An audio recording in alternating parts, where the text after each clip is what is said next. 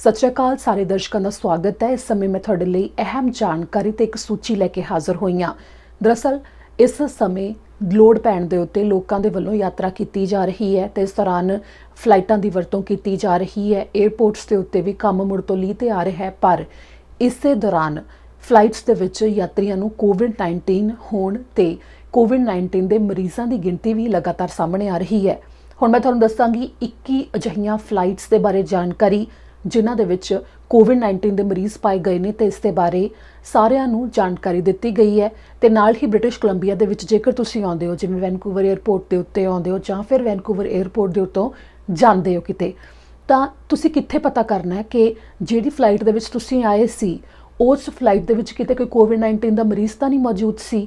ਤੇ ਇਸ ਦੇ ਬਾਰੇ ਜੇਕਰ ਤੁਸੀਂ ਜਾਣਕਾਰੀ ਪਤਾ ਕਰਨੀ ਹੈ ਤਾਂ ਤੁਸੀਂ British Columbia Centre for Disease Control ਦੀ ਵੈਬਸਾਈਟ ਦੇ ਉੱਤੇ ਜਾਣਾ ਹੈ। ਜਦੋਂ ਵੀ ਤੁਸੀਂ ਗੂਗਲ ਦੇ ਉੱਤੇ ਸਿੱਧਾ ਆਨਲਾਈਨ ਸਰਚ ਕਰੋਗੇ British Columbia Centre for Disease Control, ਤਾਂ ਉਹਨਾਂ ਦੀ ਵੈਬਸਾਈਟ ਦੇ ਉੱਤੇ ਜਾ ਕੇ ਤੁਹਾਨੂੰ ਪੂਰੀ ਸੂਚੀ ਮਿਲ ਜਾਵੇਗੀ, ਜਿਸ ਦੇ ਵਿੱਚ ਨਾ ਸਿਰਫ ਇਹੀ ਦੱਸਿਆ ਗਿਆ ਕਿ ਉਹ ਫਲਾਈਟ ਕਿਹੜੀ ਸੀ, ਕਿਹੜਾ ਫਲਾਈਟ ਨੰਬਰ ਸੀ ਤੇ ਕਿੱਥੋਂ ਕਿੱਥੇ ਤੱਕ ਗਈ, ਤਾਂ ਨਾਲ ਹੀ ਇਹ ਵੀ ਦੱਸਿਆ ਜਾਂਦਾ ਹੈ ਕਿ ਉਸ ਦੇ ਵਿੱਚ ਪੂਰੀ ਚੰਗੀ ਤਰ੍ਹਾਂ ਸੂਚੀ ਬਣੀ ਹੋਈ ਹੈ, ਜਿਸ ਦੇ ਵਿੱਚ ਇਹ ਵੀ ਲਿਖਿਆ ਹੋਇਆ ਕਿ ਕਿਹੜੀਆਂ ਰੋਜ਼ ਯਾਨੀ ਕਿ ਕਿਹੜੀਆਂ ਸੀਟਾਂ ਦੇ ਉੱਤੇ ਕੋਵਿਡ-19 ਦਾ ਜਿਹੜਾ ਮਰੀਜ਼ ਪਾਇਆ ਗਿਆ ਉਹ ਬੈਠਾ ਸੀ। ਉਸ ਦੇ ਆਲੇ ਦੁਆਲੇ ਦੇ ਜੋ ਯਾਤਰੀ ਉਸ ਦੇ ਨੇੜੇ ਬੈਠੇ ਹੋਣਗੇ ਉਹਨਾਂ ਨੂੰ ਵੀ ਇਸ ਸੰਬੰਧੀ ਜਾਣਕਾਰੀ ਦਿੱਤੀ ਜਾਂਦੀ ਹੈ ਤੇ ਤੁਸੀਂ ਉਹ ਪੂਰੀ ਸੂਚੀ ਉੱਥੇ ਖੁਦ ਵੀ ਦੇਖ ਸਕਦੇ ਹੋ।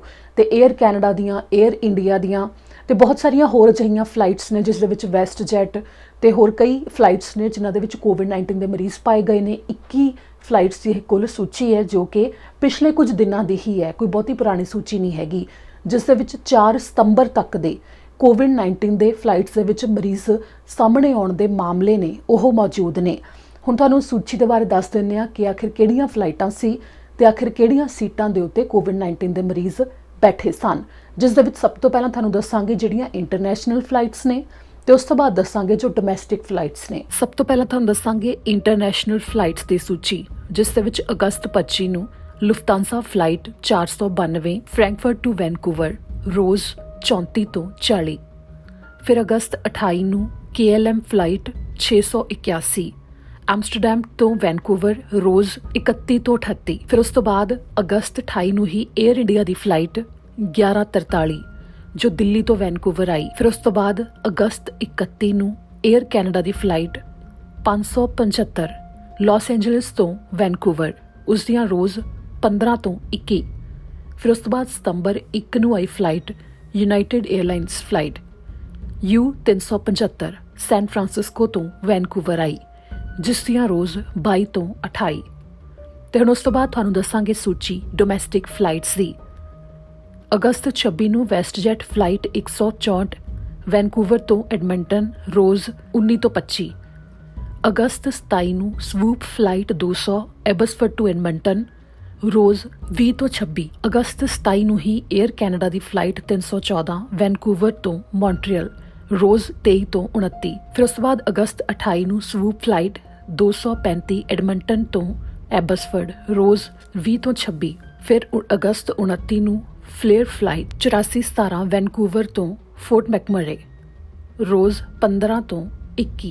ਫਿਰ ਅਗਸਤ 29 ਨੂੰ ਹੀ 에ਅਰ ਟ੍ਰਾਂਜ਼ਿਟ ਫਲਾਈਟ 931 ਵੈਨਕੂਵਰ ਤੋਂ ਟੋਰਾਂਟੋ। ਫਿਰ ਅਗਸਤ 30 ਨੂੰ 에ਅਰ ਕੈਨੇਡਾ ਦੀ ਫਲਾਈਟ 251 ਐਡਮਿੰਟਨ ਤੋਂ ਵੈਨਕੂਵਰ ਰੋਜ਼ 18 ਤੋਂ 24। ਫਿਰ ਅਗਸਤ 30 ਨੂੰ ਹੀ 에ਅਰ ਕੈਨੇਡਾ ਦੀ ਫਲਾਈਟ 241 ਐਡਮਿੰਟਨ ਤੋਂ ਵੈਨਕੂਵਰ।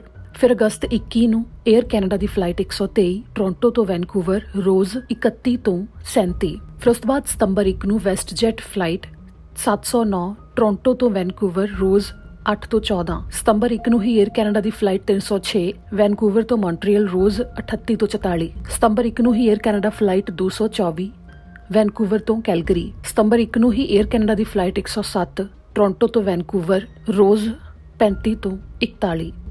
ਸਤੰਬਰ 2 ਨੂੰ ਫਲੇਅਰ ਫਲਾਈਟ 8418 ਟੋਰਾਂਟੋ ਤੋਂ ਵੈਨਕੂਵਰ ਰੋਜ਼ 25 ਤੋਂ 31। ਸਤੰਬਰ 3 ਨੂੰ 에ਅਰ ਕੈਨੇਡਾ ਦੀ ਫਲਾਈਟ 122 ਵੈਨਕੂਵਰ ਤੋਂ ਟੋਰਾਂਟੋ ਰੋਜ਼ 17 ਤੋਂ 23। ਸਤੰਬਰ 4 ਨੂੰ 에ਅਰ ਕੈਨੇਡਾ ਦੀ ਫਲਾਈਟ 122 ਵੈਨਕੂਵਰ ਤੋਂ ਟੋਰਾਂਟੋ ਰੋਜ਼ 28 ਤੋਂ 31। ਜਿਵੇਂ ਕਿ ਤੁਸੀਂ ਸੂਚੀ ਵਿੱਚ ਜਾਣਿਆ ਕਿ ਆਖਿਰ ਕਿਹੜੀਆਂ ਫਲਾਈਟਸ ਦੇ ਵਿੱਚ ਕੋਵਿਡ-19 ਦੇ ਮਰੀਜ਼ ਪਾਏ ਗਏ ਨੇ।